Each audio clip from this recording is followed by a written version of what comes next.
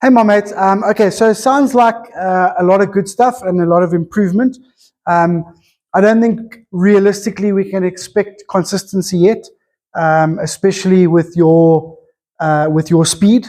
Okay, we got to learn that correct timing and that exact feel of where the club head is, etc., um, and how that relates to our end target and ball flight. So don't stress about that. If you're hitting better shots, you're hitting the driver further, the scores are better. Okay, we're obviously on the right track, so just keep it up. But maybe we can start tightening up a few feels that's going to help a little bit with the ball flight on the golf course. And then I think we can just sort of adapt the routine a little bit as well, because, you know, with the club starting here a lot of the time, I worry sometimes that the distance from the ball and the correct forward bend is not always correct. With all the different clubs, right? Because all the clubs are different lengths. So let's work really hard on our setup. Okay, so make sure that we're the correct distance from the ball. And let's start with quite a narrow stance. Okay, get the correct distance from the ball. Try and get the club lying flat on the ground, not toe up. It won't be heel up, but not toe up. Okay, quite a narrow stance, correct distance from the ball, chest over, ball right in the middle of the club head.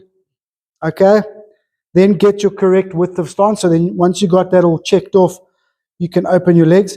Okay, then you can start doing this stuff, and I'm happy if you start from there, as long as originally you got the correct distance from the ball, the correct height of the hands, the correct posture. Okay, separate the feet. Okay, and then we can start doing this, and then we can start that backswing from there by all means. Okay, so a little more discipline with the setup and tie it into a good routine. Okay, all right. So I think that will help a little bit as well. Right, double knee flex drill. Right, the reason it works so well for you is obviously it gets that plane a little bit flat, a little bit deeper, so the circle returns to the ball nicely. But also, if you're doing it correctly, and obviously I told you when you do that double knee flex to concentrate on keeping that flex. Okay, then it just makes it a little bit neater and tighter.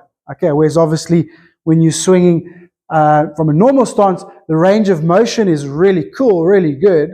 Okay, but it's just a little bit sort of too many moving parts. Okay, all right. So we will learn to find that balance of getting full range of motion, but nice swing plane and also neat angles as our body unwinds at very high speeds, keeping very neat angles. All right, it's just part of the process. Okay, so we can't jump there too quickly. Okay, otherwise you're going to feel like your swing's kind of a little bit stiff and rigid, and we don't want to go there. We're learning the correct movement patterns. Okay, then we'll get it more online. Okay, when it gets online and gets close to in sync, then we will neaten up any sort of excess movement or unnecessary movement there might be, change of angles, anything small like that. Okay, so not worried about the consistency right now. The idea, the setup, okay, and a little bit of swing play. So what I want you to do, definitely some double knee flex. Okay, definitely some double knee flex. And then I just want you to do a little bit of swing path work. All right, so literally a little bit more execution based, a little bit more impact based. Okay, and this will determine or have a large bearing on our ball flight. Okay, so first of all, what is the correct swing path? So because that golf swing is a circle relative to our target, okay, the correct swing path, I'm sure you know inside and outside.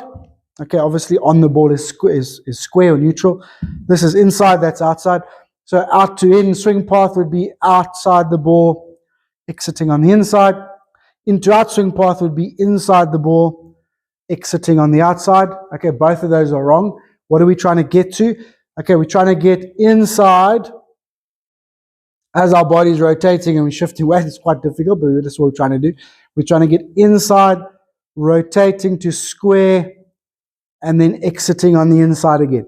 In, square, in. That's the correct swing path. Okay, so it's this sort of little arc, maybe just a hair of oblong through impact, but basically it's just an arc that intercepts that golf ball. Okay, so when we're thinking about that, we're taking our circle, We're almost transferring it to a 2D image. Okay, in, square, in. That's our correct swing path. All right, so we do a little bit of swing path work. Okay, so what I want you to do, because obviously we were a little bit above, we have a tendency just to come a little bit out to in. Okay, so what I want to do, we're going to put each of these balls about a foot from the ball we're striking. Okay, first one is going to go one club head.